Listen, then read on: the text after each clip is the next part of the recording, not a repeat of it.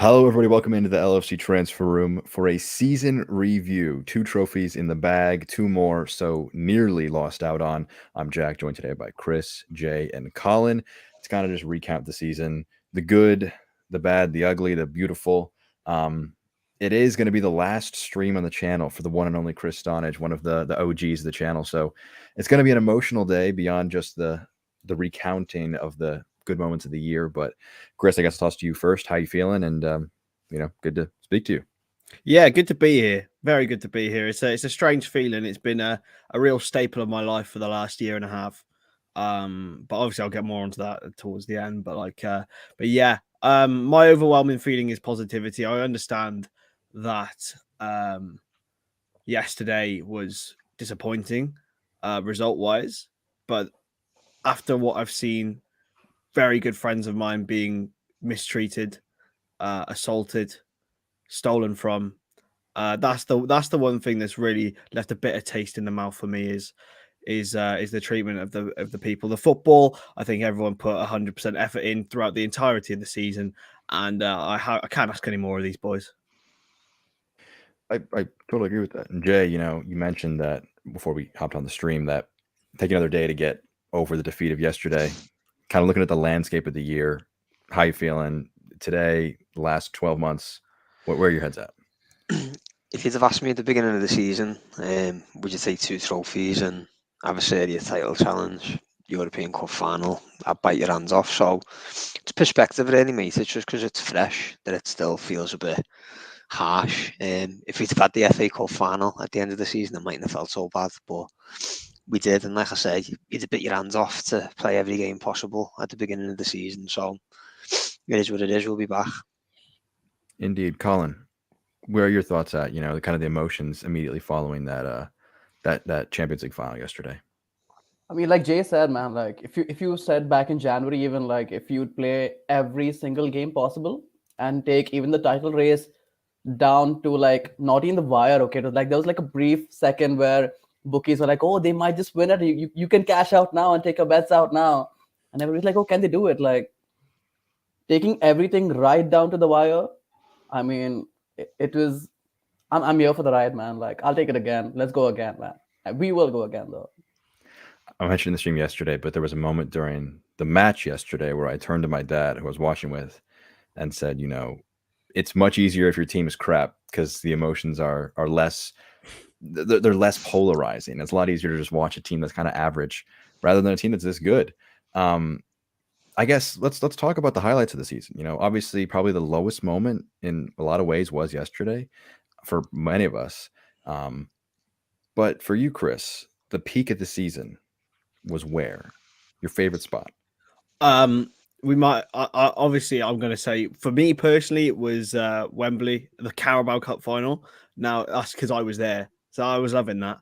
But I think in terms of result and how I've felt, the 5-0 at Old Trafford was probably the best I felt. I honestly, I was flying on cloud a million at that point. It was probably the best thing, and it was purely because it was against them. But obviously, the 2 trophies are the 2 things that we'll take away from the season overall. But that 5-0 away at Old Trafford, I know it seemed like a long time ago, but blimey, lads, that was historical. That event. It seems like it was years ago that happened. Like it wasn't even this year. Jay, for you, best moment of the year? To be honest, mate, it's hard to disagree with what Kris said. Beating the Manx both times is always a joy, and to do it so comfortably is an even bigger joy. But to be honest, mate, like the whole of February onwards, just getting back into the title race, everyone writ us off after Leicester. So just to even be in that run, I've enjoyed the whole thing, to be honest, mate. Well, all of it, February all the way up to yesterday, it's been a proper journey, like a legit journey. So yeah, they were my highlights. Colin, best moment or moments for you this year? You know that brief second in the Wolves game where the stadium like suddenly erupted for no apparent reason. I know it was like fleeting, okay? I know it was fleeting. It vanished into smoke. But for those 15 glorious seconds, okay, I thought we'd conquered the world and everything, but that's fine. That's fine. That was my highlight though. Like the fact that it went all the way down to the wire. despite what, like a 14-point difference back in January. I mean, that's extraordinary, man. Unbelievable that we got this far. And What about you, Jack? What's your yeah, favorite moment? I've been trying to think, like as you guys have been recounting them.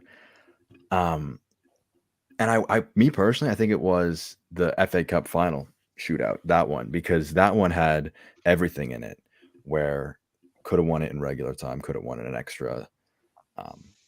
And then when you have the penalties, that had all of it, the lows and the highs. When Mane missed, I thought there's no way that Chelsea don't win this shootout, that big emotional swing. And then to have that payoff, that was huge.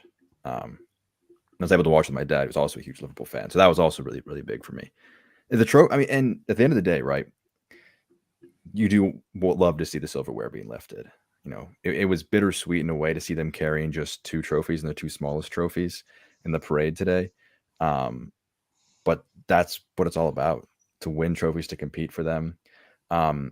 We kind of alluded to it a little bit, but back in terms of way back when in August, looking at the season, when I don't believe many predictions had Liverpool even in the top 3 of teams.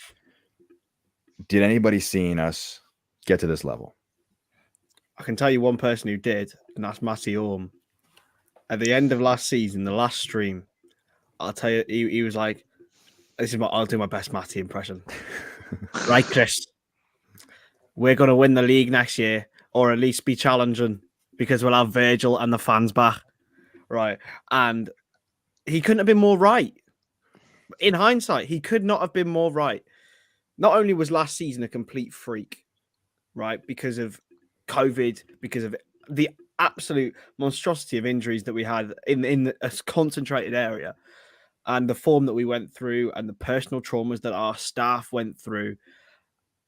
But the fact that we had now this coming into this season to have the resilience to come back from that, it just speaks volumes about these boys, and it speaks volumes about the pundits, really. Because I think Matty should be getting paid to be going on these things, instead of the likes of Jermaine Beckford, who had Liverpool to finish in 5th position this year.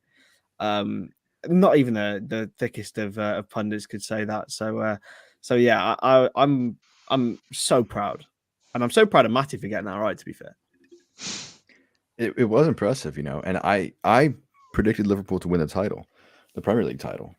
But I didn't see them on all 4 fronts, because no one in history has done that, really. Like the closest someone. Though. Say it again, Colin. Sorry. I think it showed. Like by the end of the season, it kind of like the workload, because I think Diaz played 73 something games, and we all played 63 something games. Salah played all of so many of his games, and AFCON went to extra time and everything. It showed, I think, a bit. 100%. 100%. It showed that way back, the amount of games that we played, you could tell in that last match they were out of inspiration. They just couldn't figure out a way to get that last bit of juice out of it. But I agree with what Jay said. Since February, every match has been of vital importance. It's been incredibly emotional. You could barely slip up once, but they managed to do it. And getting all the way to the Champions League final to lose is obviously tough, but hey, I think you take that where you can. When you kind of take lessons you learned this year and apply them going forward, is this team back next year in terms of competing for as many or at the highest level in the top divisions like the Prem and the Champions League? Go ahead, Jay, mate. I don't know about reaching the final of every competition, because, like you said, it's never happened before. So I'm not expecting that. But I think we'll be in a title challenge again, definitely. And I think there's no reason we can't reach the final of one of the other competitions, whether it be the Champions League or one of the domestic cups. Klopp even said yesterday, book your ticket for Istanbul. So he's obviously pretty confident. So no reason why we shouldn't be either. I assume we'll improve the squad further. So yeah, there's no reason to believe we won't be competing again. And in terms of improving the squad, a lot of the gut reaction could have been, you could have a lot of reactions after yesterday's final. How much change, Kris? I know you're very much the pragmatic, trust in the process, not a ton of turnover. So I'll leave you to last, Colin. For you, how much do you expect or want to see in terms of squad turnover and changes in the transfer market? Honestly, I don't want to see too much squad turnover, but it feels like there will be, because I think Ox is out of the door because he didn't get as much playing time as he wanted to, perhaps. Origi is gone.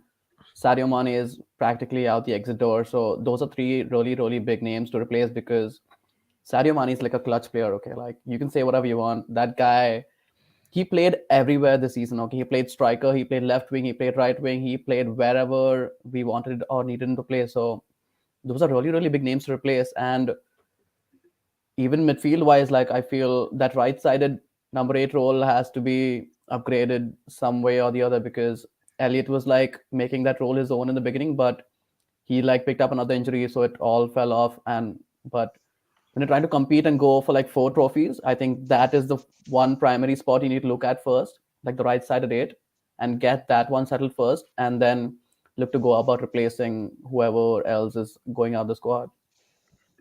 And for you, Jay, how much of this team do you want to see coming back if you want to be competing? If not for all 4 competitions, but your best chance to win the Prem, how much turnover needs to happen for that? I think there'll be a few exits this year, and I don't think it's necessarily because the players aren't good enough. I think they just want to play. There's so many players in our team, though, that can't get a minute's worth of football nearly. You've got like Minamino, Ox, Origi's going, Mane's going. I wouldn't mind Keita going, to be honest. I wouldn't be bothered if we sold him. But then I'm the same as Kris. I don't want just 5-6 players put in and going, bed in and play the way we play. It's not that easy. It doesn't work like that. But obviously we're going to need to replace Mane with a top class talent, and I think we definitely need a top midfielder, because most of our midfield's injury prone anyway. We've been a bit lucky this season compared to last. Well, this is a season review video. I want to talk about some individual players and kind of how they will be viewed at for this year and also long term, with guys like Mane, Oxlade-Chamberlain, even guys potentially like Firmino or Minamino, where their careers could have ended, with that Champions League final match. For Sadio Mane in particular, this year and his entire Liverpool career, how will he be looked at if Saturday in Paris was his last match? Kris, I'll throw that tough question to you first. Won't change a thing. Absolutely won't change a thing. For the vast majority of people who actually watch football and understand it, the boy's been. I don't think I can put it into words how influential he's been. Yes, the last year and a half he's not been at his best, but he's come back to it. And that shows the strength and mentality. And whilst we've been battling on all 4 fronts, he's been the one to take the lead. And he's been the one in a role not familiar to him. And I think he'll just always be remembered. He has so many memorable moments. He's been so consistent over these last 6 years. Always scored double figures in the league.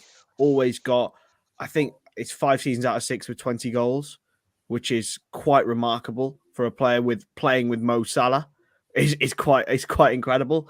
I think he will leave a legend. In terms of the transfer market, what makes me happy, what makes me interesting, I know this shouldn't make me happy. I saw a report today from Alistair Gold, who's quite reliable on about Tottenham news, and he said that Liverpool would have gone in for Son if Tottenham didn't get in the Champions League. Now that makes me think that we're going to go big on an attacker this summer, because if we were willing to pay the money on Son, then we would surely be able to willing to pay the money on someone else. So I think there'll be turnover this year, and that's why I think next year we might not be as successful. I also think it's an interesting discussion with the turnover aspect of things. Is Klopp is a very emotional bond with all of his players, so it's hard to kind of throw sentiment out the window when the guy who has to manage all of them, he's best mates with practically every one of them. So we can't just be like, all right, Ox, your time's done, get out of here. Like, you haven't been a good servant to the club. That's always going to be an interesting discussion. But in regards to Mane, kind of how this year as a whole, there's been, obviously revisionism, short-term biases of what's happened very recently can come into play a lot. On the scale of things for you, Jay, Mane's season individually, out of 10, considering the roles he's had to kind of play, to juggle, where he started in August, where he ended now, where does his season rank for you? Probably an 8, because I wouldn't say he was hitting his proper form until he got back from AFCON. He was scoring goals in the league, funny enough, but I don't think he was playing particularly well. But after AFCON, he's been our best out the front three, arguably, alongside Diaz. Obviously, Salah's dropped off massively since AFCON. I think Mane scored 11 goals in his last 12 games, something like that sort of goal a game ratio. So the good thing is, if we are selling him, which it does look like, I'm obviously gutted he's going, but at least we can ask for a proper price because he's back in his proper form. Because if you were judging off the last 18 months before the turn of this year, I don't think you'd have got a price that we'll get now because his form didn't warrant it, really.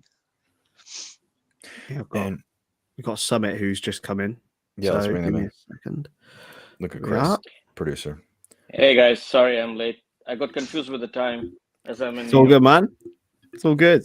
Good to see you. We've got a variety of time zones here. Don't How worry. you guys doing? I'm doing well. Doing well. Summit, I'll toss the ball to you immediately. We were talking about Sadio Mane, his season.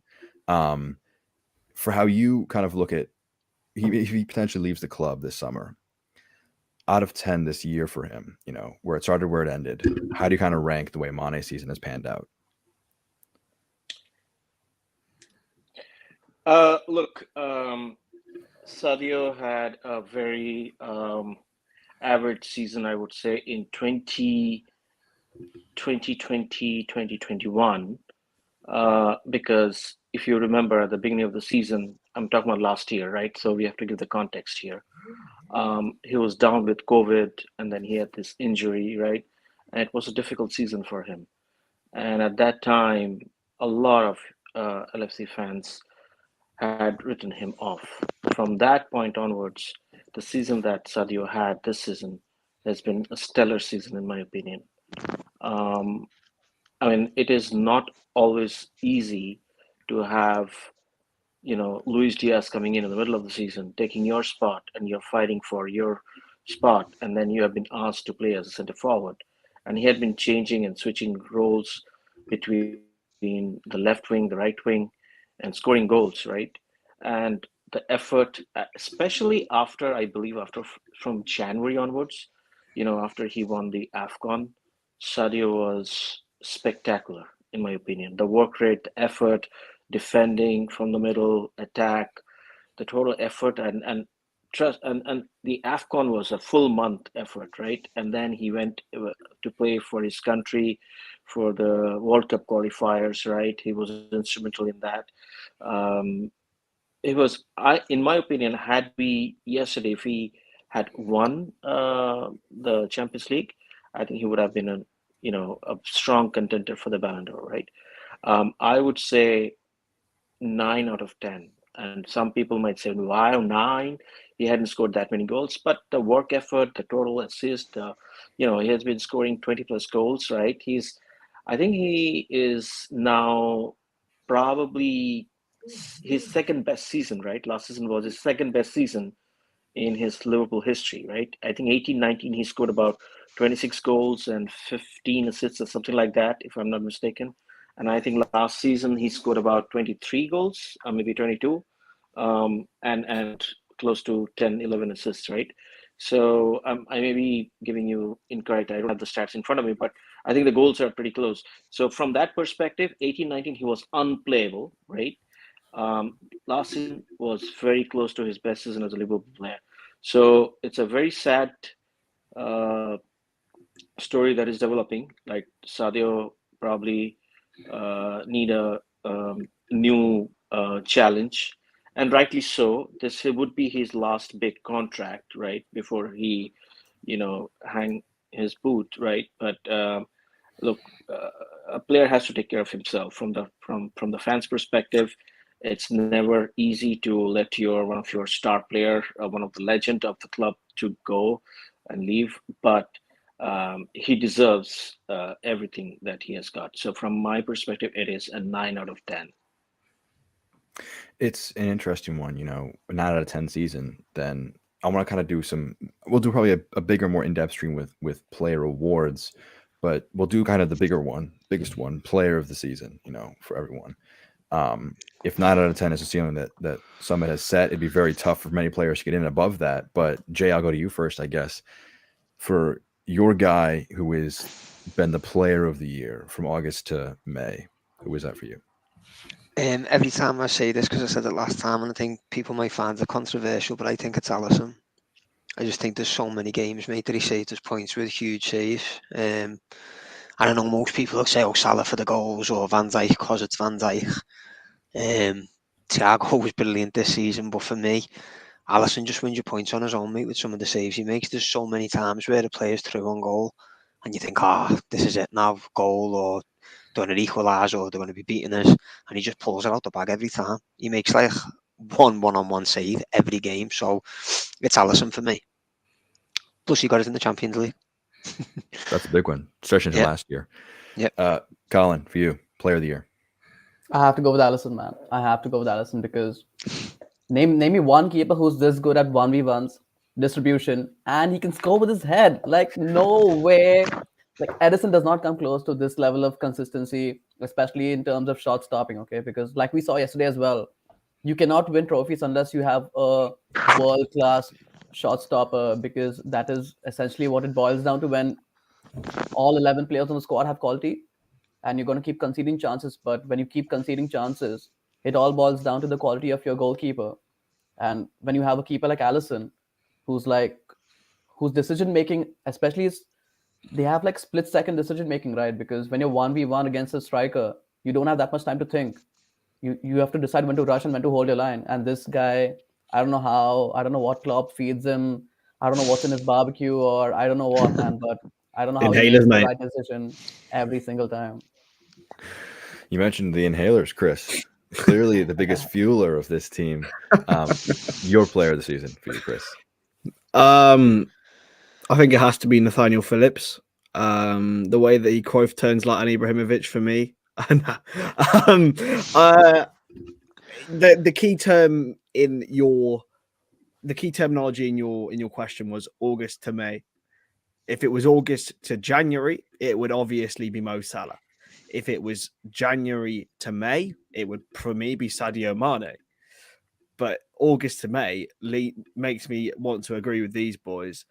But I'm going to be different for being different's sake and say Virgil van Dijk.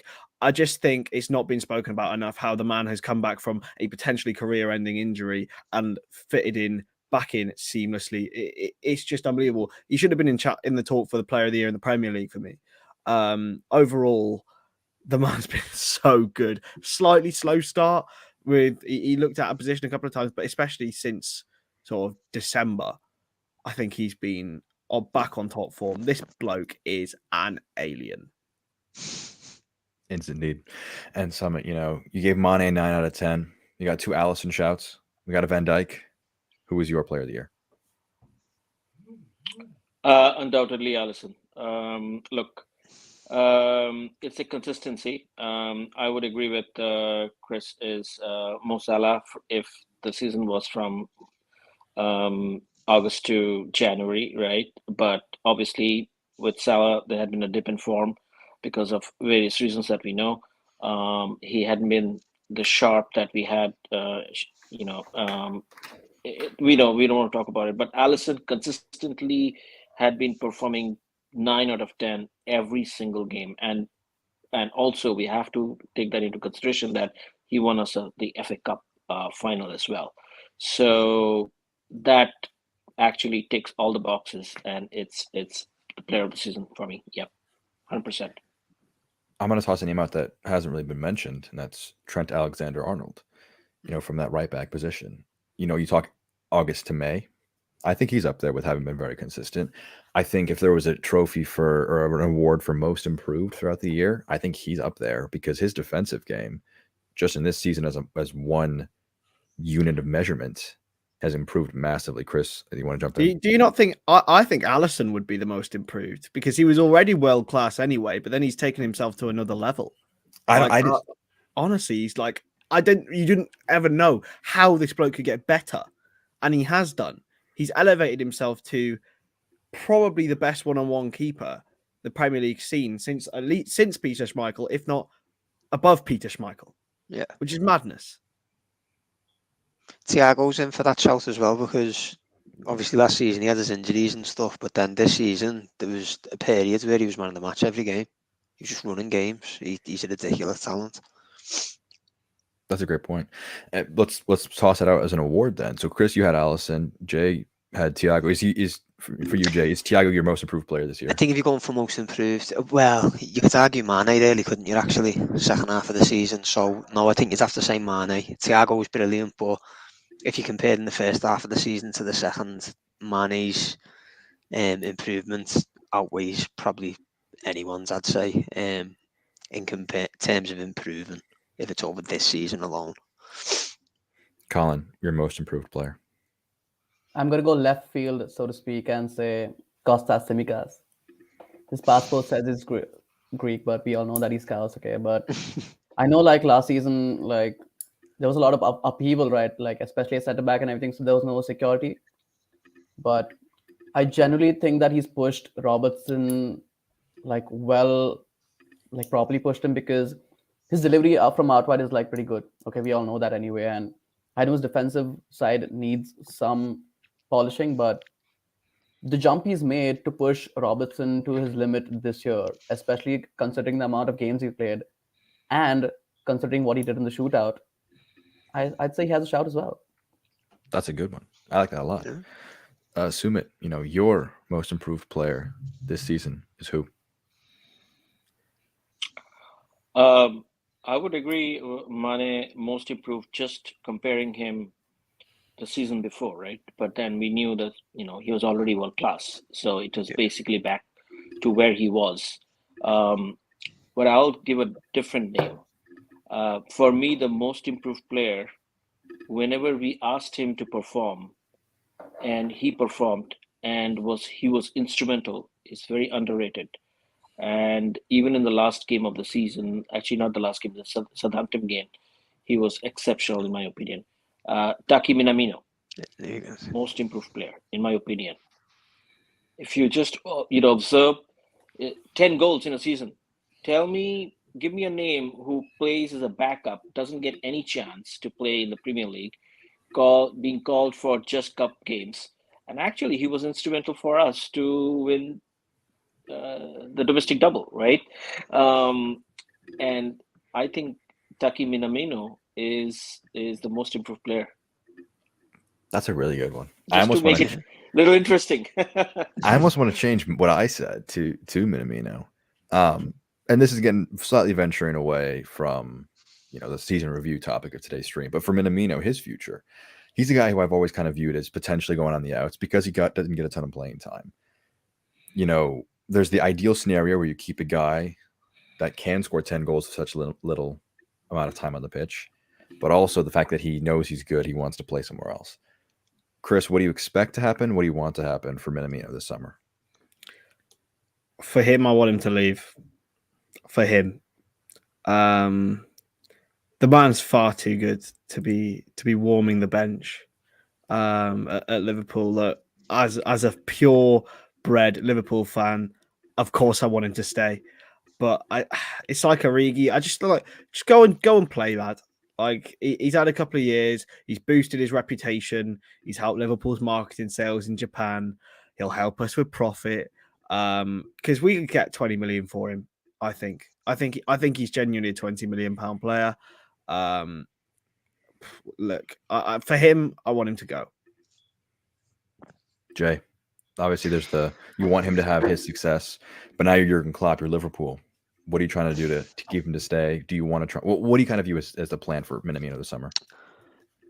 Kind of agree with Kris. It's one of them. If he's obviously happy to continue the role he's got, you wouldn't force him to leave because he's a great option to have. But I'm with Kris. I'd like to see the lad enjoy his career and be a mainstay somewhere. A starting player, not just a squad player.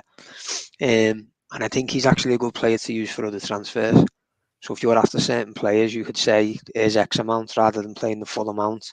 Offer Minamino if it's a high price player, because he'll definitely attract interest across Europe because he is a good player, and it's like the lads have said when he's been called on, he's never let us down. He's been a vital cog in us getting the double. So I want whatever he wants for him. because he's been brilliant for us. Never causes a fuss, even when he doesn't play, and probably deserve more minutes. So credit to the lad, he's been brilliant for us.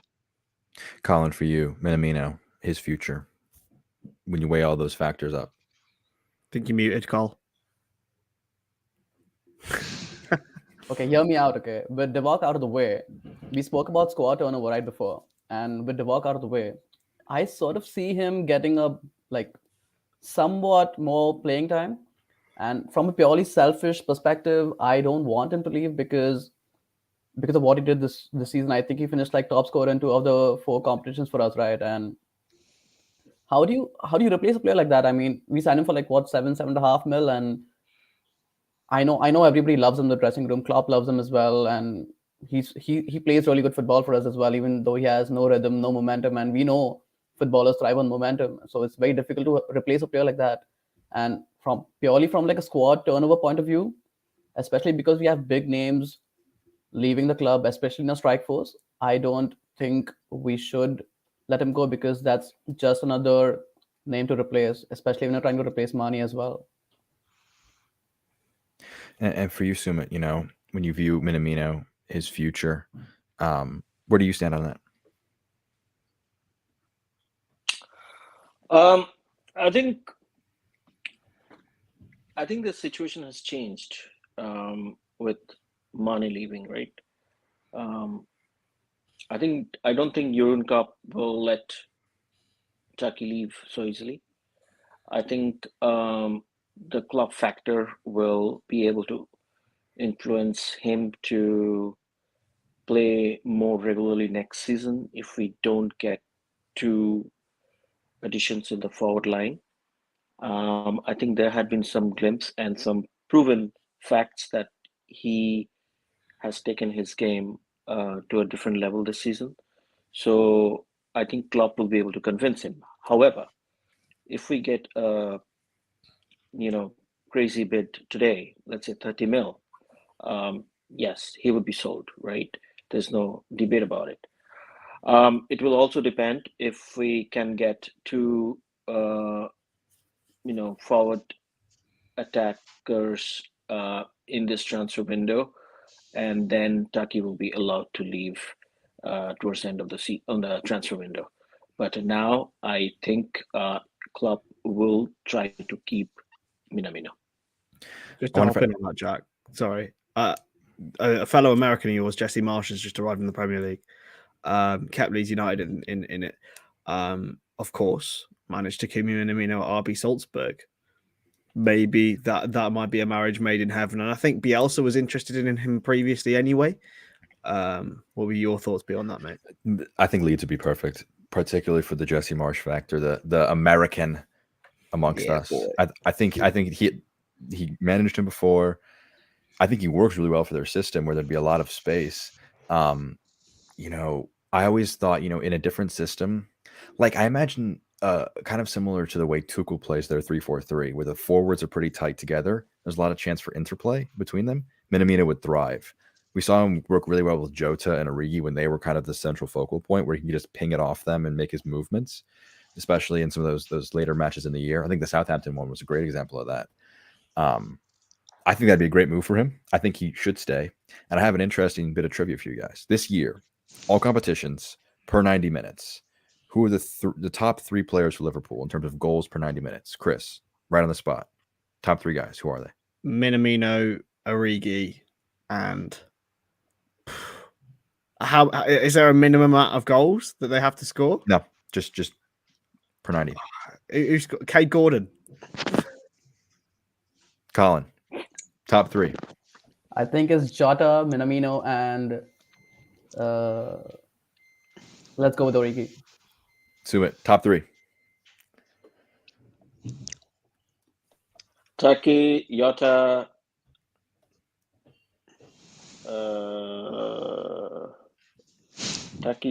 and Origi. Jay, top 3. Yeah, same. I know Jota's definitely on there. Minamino. And it'd have to be Origi. He barely plays the game, did he? But he seemed to score when he did play. So, yeah, that must be the 3. Would it surprise you to know that Jota is 6th in goals per 90? You're joking.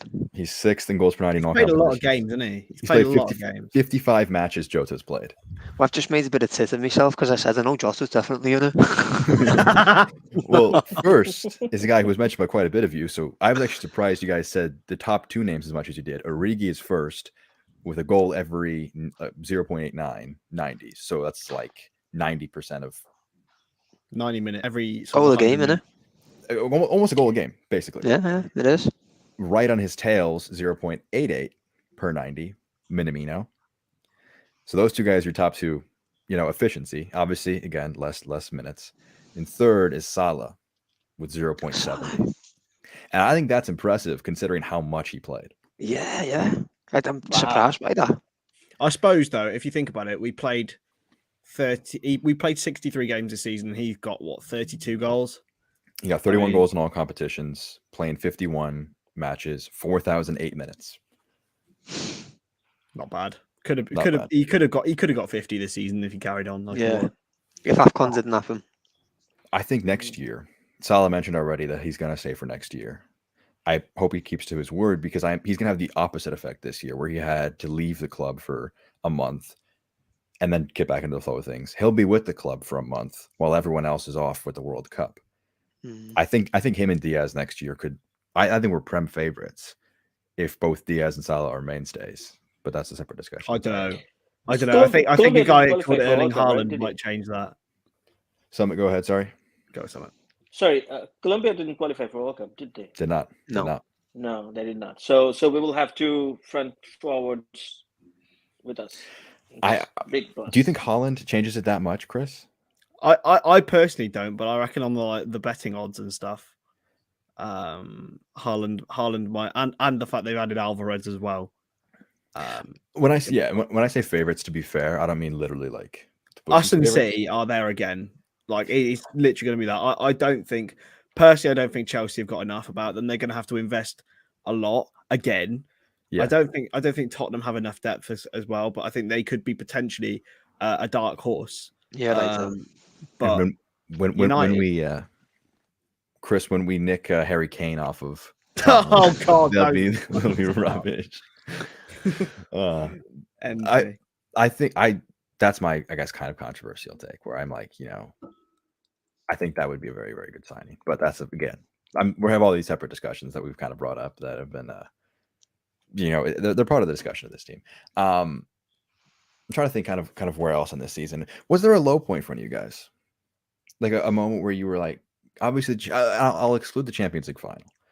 It was tough because there were so few defeats. Only 4 in total, including the Champions League final. But when you kind of look at the season, was there any moment where, that was like, you'll try and forget that? For me, it was Brighton at home. We were winning 2-0 at half time, and to be honest, we were lucky to end up drawing that game. We probably should have lost. And as we won the game, we'd won the league. So, yeah, Brighton for me. It was painful, that. Kris, you kind of shook your head at the Brighton one. Obviously, there's a lot of changes that could happen. It's revisionism, isn't it? Like we all do it. We all do it big time. Like if we'd have done this, we'd have done this.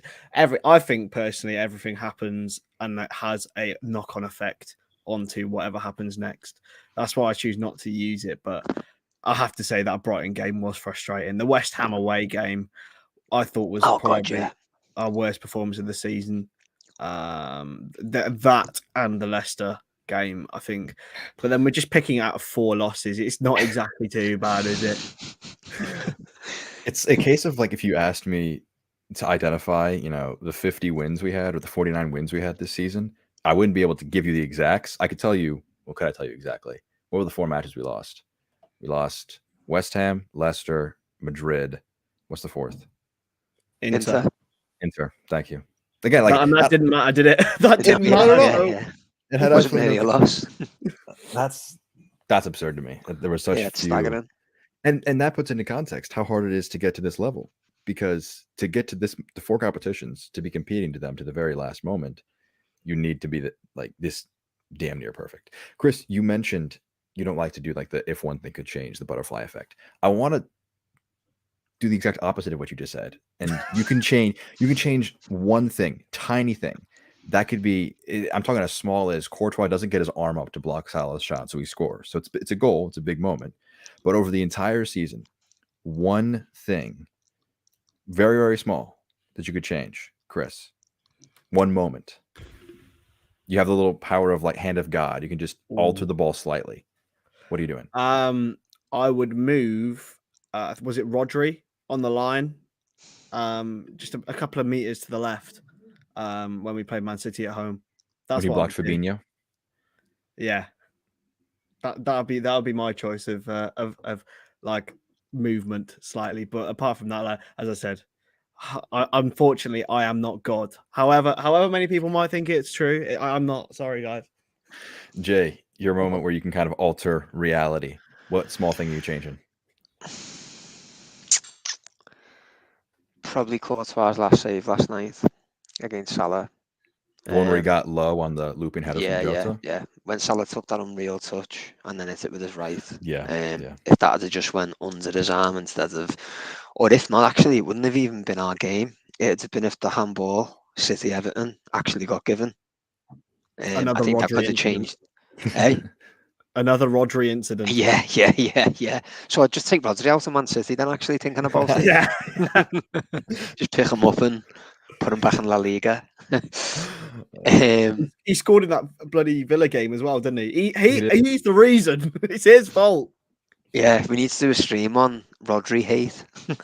Yeah, that would be either the handball getting given, because I think that changes the next couple of fixtures for them as well. If they drop points, nerves and things like that come into it then. And if not, yeah, obviously Courtois doesn't save that yesterday. Colin, for you, the hand of God moment, what are you changing? I'm signing Diaz in the summer is what I'm going to do. Okay. Because if that guy had more time, had like a preseason and everything, can you imagine, like, he signed in January and he was purely playing off instinct. Like, he didn't have any instructions from Klopp. He was just like, you know what, go out and do your thing, man. Like, show us some magic. Like, let's see what he got. And can you imagine if he had a preseason and everything? Like, I think those 8 draws we had, like, those, like, at least a couple of them would have been draws. And I'm not changing anything from like an opponent's point of view, but I feel like if we signed him in the summer and we got like more game time, more rotation out of him, and took some workload off Salah in the meantime, then I don't know. Who knows? And for you, Summit, round us out. Well, I'll give mine as well. What is the thing that you're changing to the small thing you're changing? Not related to our game, but impacts the result or the fate for the season. Rodri handball, blatant handball not given against Everton. Regardless, in my opinion, would have stayed up, but that would have changed, the course of the season. Did Everton lose their last match of the season? Yeah, 5-1. Yeah, they lost 5-1 to Arsenal. Then you know what I'm doing? 5-1. I'm saying that ball that Dominic Calvert-Lewin headed in against Palace goes right at the keeper. They draw that match 2-2. Oh no, sorry. I'm changing it slightly. He's offside when that happened, so the pitch gets stormed, but it's VAR rules the goal out, and then they get relegated. That wins.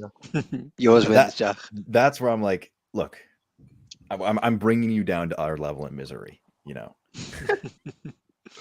Oh dear, that'd be funny. Oh, dear. That would. When I was watching that, part of me was like, man, that's a pretty cool moment. But I was also just hoping for that VAR where he was just offside. Because that would. I hate pitch invasions, man. I hate them. I mean, this season is the margin of error had been so thin. Oh, right? yeah. And you are fighting for what we played 64, 65 matches this season, the entire season. We played all possible matches, and the error, it's 1 point. And that 1 point had been so decisive that there's a handball not given, VAR checked, not given. Then there's, I don't know. We can talk about the draw game against Brentford, right? Who would have thought, like, it's away game and they were like full energy and everything.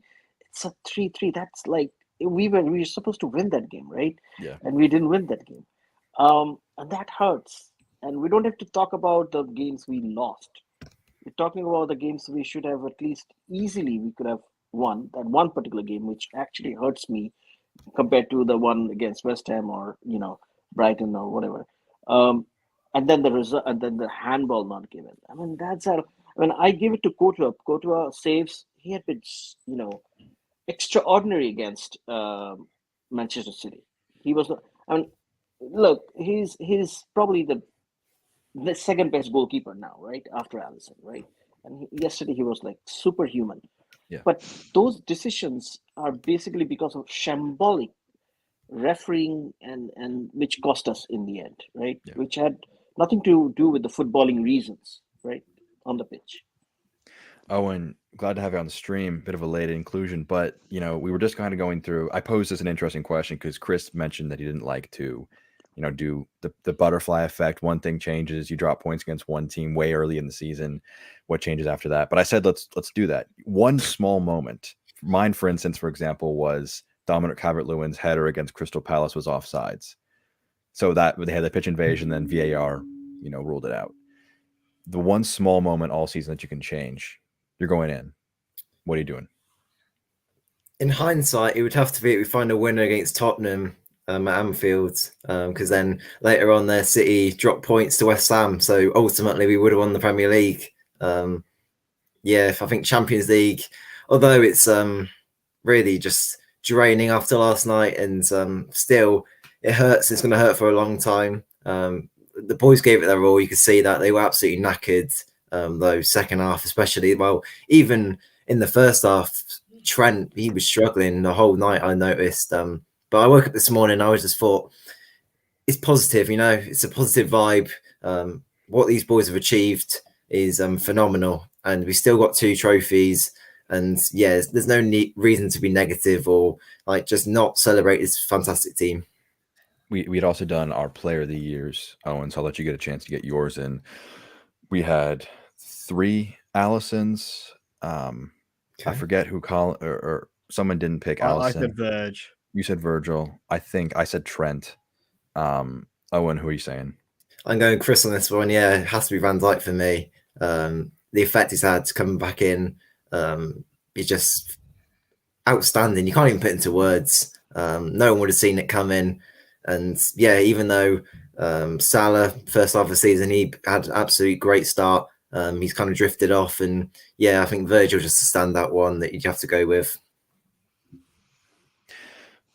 And it's always an interesting question, the season out of 10. So I think we'll have everyone kind of give theirs and some bit of rationale. Kris, season out of 10 for you. I think it depends where and when you would rate the season. I think I said last season was a 5 on our end of season stream because that's high. That's a bit high. Because it was the elation of having nothing and then all of a sudden getting it. Now here we could have had everything, and I mean that literally, and the biggest ones have been taken away from us. For me, it's an 8.5 out of 10. I think to achieve what we have done this season with 64 matches across 4 competitions, getting deeper into a quadruple than any other team has in history. I know that isn't a trophy, and I know that it doesn't come in material, but it's still an unbelievable achievement. And to have it I'd even argue that's a bit low. Obviously, the Champions League or the Premier League would have made it a bit higher, but for me, I think that's very fair. Colin, for you, this season out of 10. I'm gonna give it a strong 7, solely because I didn't see us going for the cups as much as we did but anyway we had like a big squad, so we're like, okay, what the hell, why don't we just aim for a historic quadruple and everything, and got caught up in all of that media attention. But I feel like if we even got like one of those major titles, that would be like an instant 9 for me, because either one of those titles would have been like historic, like another Premier League or like a 7 Champions League. Like that would have been like a proper stamp of approval saying that, okay, this side has been dominant over the course of Klopp's reign, because they've racked up 90 plus points, gone like 3 Champions League finals now. So at least one of those, strong 9, but as it ended, a rough 7. Jay, out of 10. I want to say a 9, to be honest, mate. And I know that might shock a few years, but we played every single game that you can play. No other team's ever done that.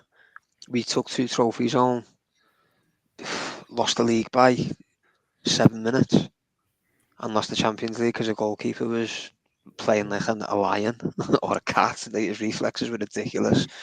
And I think in a few weeks it's easier to answer a question like this because you'd have more perspective. Like the Champions League, losing it yesterday, it's still fresh, it still hurts. But I think if we'd have won even just one of the Premier League or the Champions League, it'd have been a 10. And I've heard loads of people say like, oh, it can't be a 10 unless you win everything. No one's ever won everything. So that means no one's ever had a 10 season. That's rubbish. That's utter rubbish. So, no, I'm going on 9, mate. I am, yeah. Obviously, it's still late from yesterday, but if you put it in perspective, we couldn't have done no more. So, yeah, I'm going 9.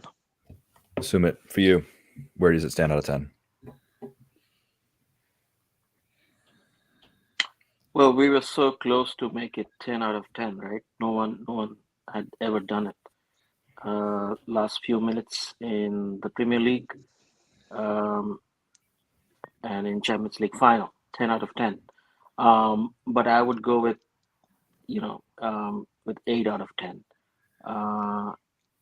Mainly because we fought till the end. We gave it all, and which no other team had ever done it, to go till the last day of the season for every possible competition. It's a fantastic achievement, which very few team will be able to replicate in the future. And we are not like heavy spenders, so we work on a limited budget, limited resources, with full of passion, energy, talent, and everything together with a fan base. So it has to be a strong 8 out of 10. Owen, yours out of 10. I'm tempted to go 6.5. I'm going to round it up to 7.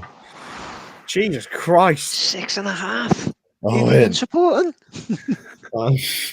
Yeah, I was worried that might be a bit controversial, but yeah, when you look at it though, in the history books, which ultimately is what you do, we've won the domestic double, and yeah, that's it. Yeah, you can say we got to the Champions League final, you can say we nearly won the league, but in May, the crunch time of the season, ultimately we didn't deliver. I know, and look, the truth hurts sometimes. Your standard is very high, Owen. When you're like Roman Abramovich. Yeah, literally. Klopp out by next season. Klopp out, wait. He's got to go. No, literally, Owen. If you were involved in the last season, more with the channel, you would have been saying Klopp out back in with the struggles that are happening. Nah, I'm not that extreme. Don't worry. I love Jurgen. It's like Piers Morgan down there, isn't he? I'm just interested to know, Owen. Owen, what was your rating for last season then? If this season is 6.5. 4 out of 10. 4 out of 10. How can this only be 2.5 better than last year? Domestic double. So 2.5 to a domestic double. Yeah, but the expectation this season was so much higher with Van Dijk coming back, Kanate coming in, Matip come back from injury.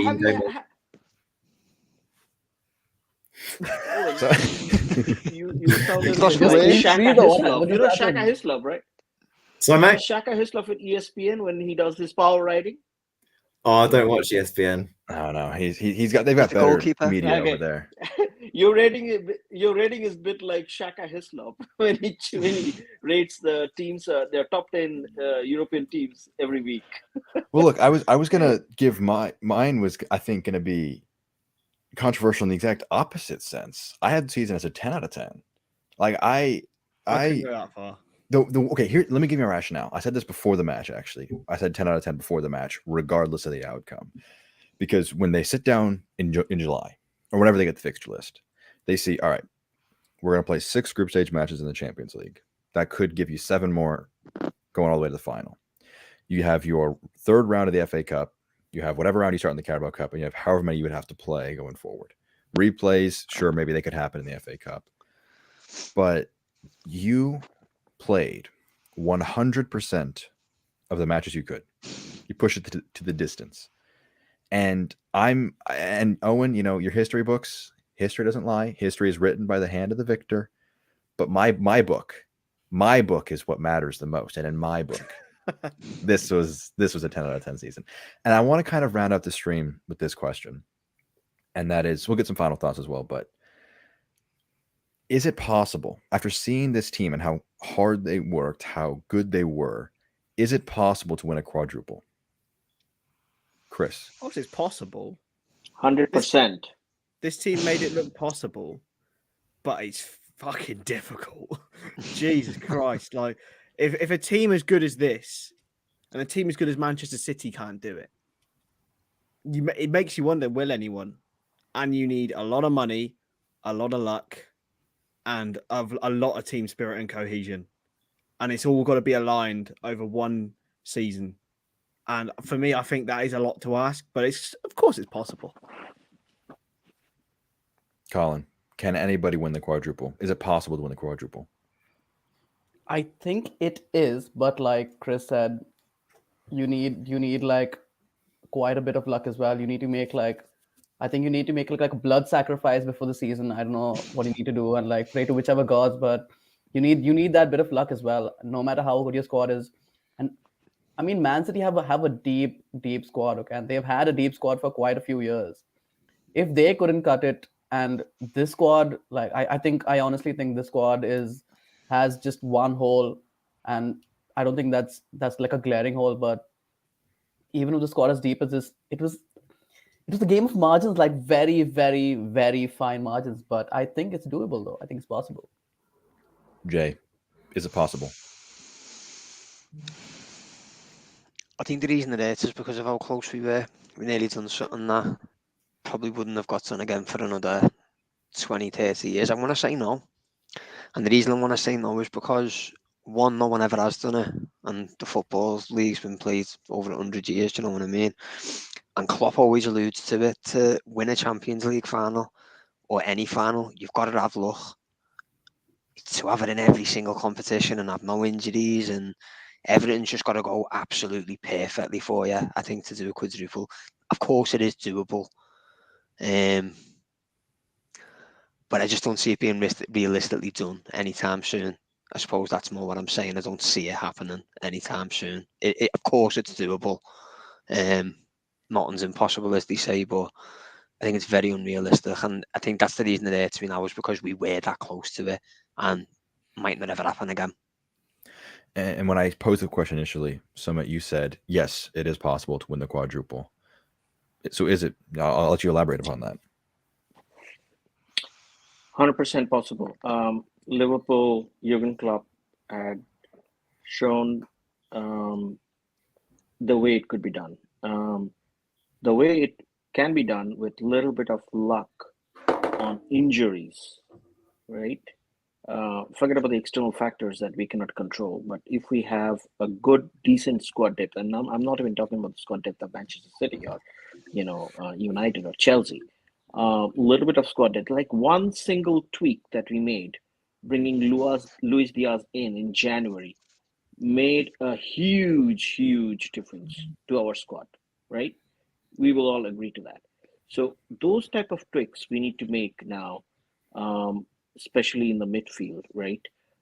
Having a good Fabinho backup, right? It's very, very instrumental, right? Now that Sadio is leaving, who would be Sadio's replacement? So those would be very important, in my opinion. Those changes would be very important. Number two, injuries.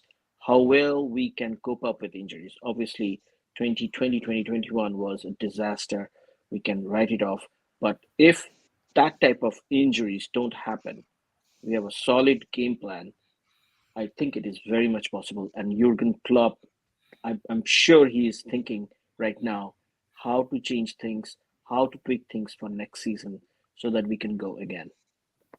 Oh, and based on how this season ended, I think your standard for a season that's above a 5 out of 10 must be at least 3 trophies. A treble is what you're requiring. A quadruple is possible for you. No, I just think you need a Premier League or Champions League. They're two ones that every team wants to win. Or at least in England, the Premier League, and then the Champions League is the biggest competition in the world. So that ultimately, they're the biggest two. And yeah, look, you could say, you could spend 100 million on Mbappe and like you're playing FIFA career mode. But yeah, I think if you're being realistic, no, it's impossible, the quadruple. That's why it's never been done before. And as Jay said, like, it's never going to probably be done.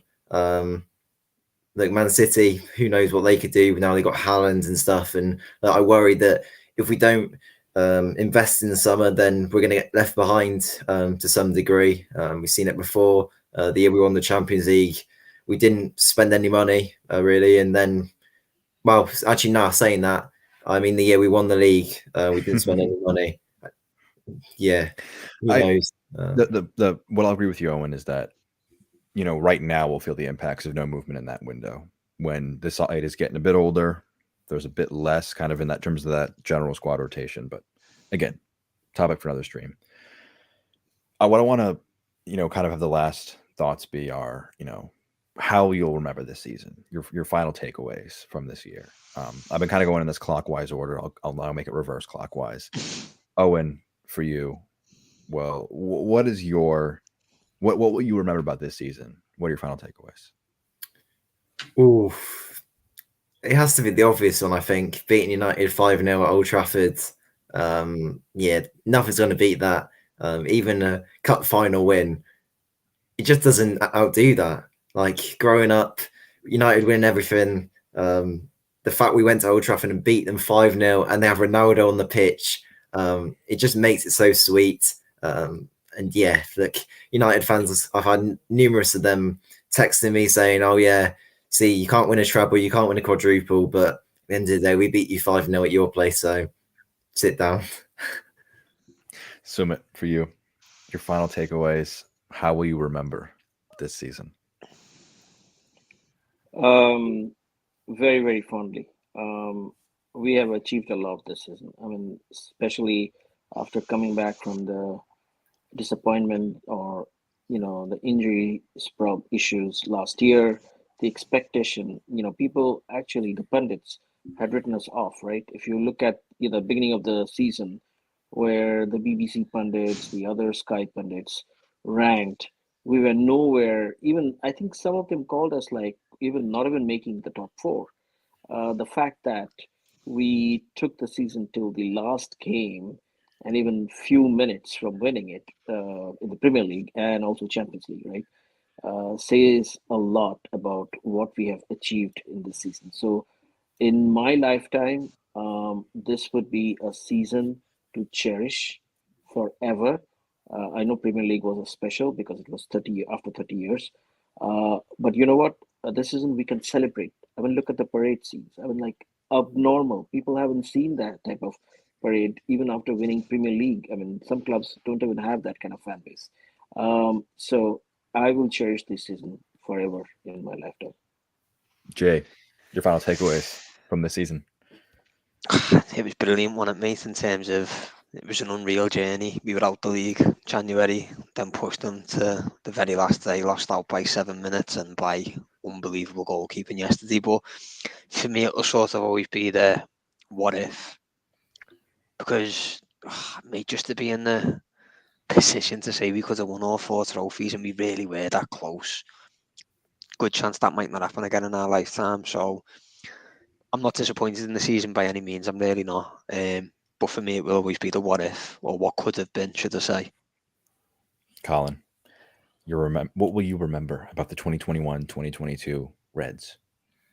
I think my therapist will remember more about the season than I will actually. But no, man, we played some really, really good football, man. It was like really, really fun to watch. And this one dude, Luis Diaz, just came in out of the blue and just started terrorizing defenders all over the place. It was so fun to watch, man. And getting to watch so many Liverpool games in one season and keeping that hope alive of, okay, maybe we could do it. And I like that short window between can they do it and will they do it, and oh, they didn't do it, but that's fine.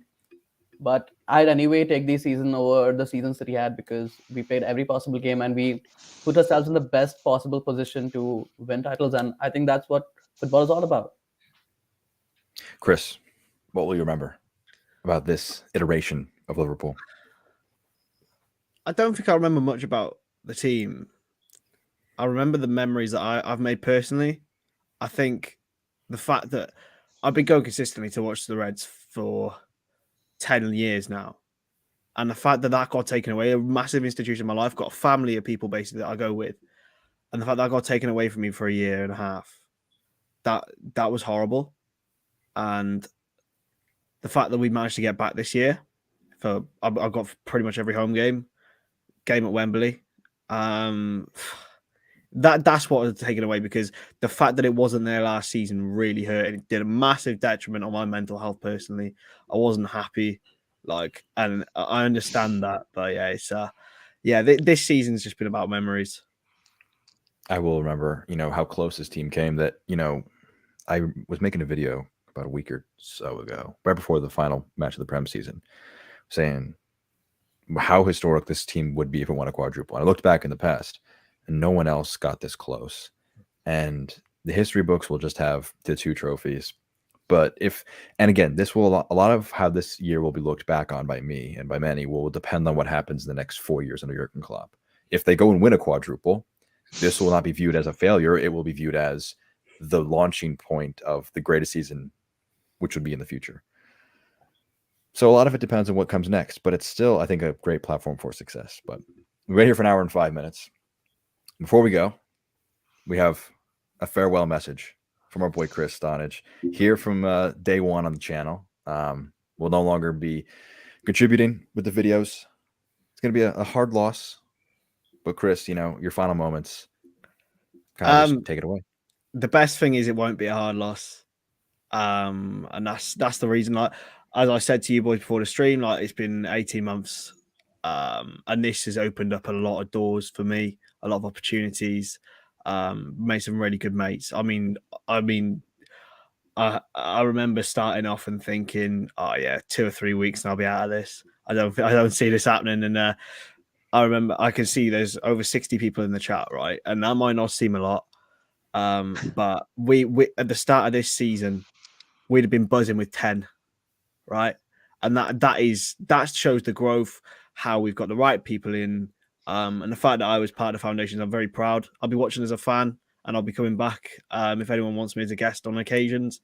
But yeah, it's been an absolute pleasure. So much appreciated to everyone. It's been a pleasure working with you, Kris. Again, round of applause for everybody. Good luck, mate. Sit somewhere and look at 60 people, in real life, and that's a huge room of people. Yeah, I'm happy, and Kris, you played a foundational part in the channel. So when I return to England, I've been to England once. When I come back to England, I will, in my itinerary of things to do, will be come to Wales, mate. Find that man in Wales. Get over Wales, mate. Find that man. It doesn't matter where you are. Find that man. You may have gone abroad. It'll go from an England trip to find Kris Stonage in Europe. But it's been a fun one, guys. It was a great season. A lot of good work done. The channel is just getting started, though. It's in the name, the LFC Transfer Room. We'll have lots of transfer content in the months to come. And it's going to be a great year next year. But yeah, that's going to be kind of almost not the final time we'll talk about last year, obviously. But now the 2021-2022 season is officially last year.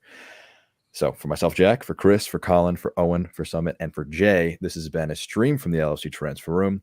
We'll catch you next time.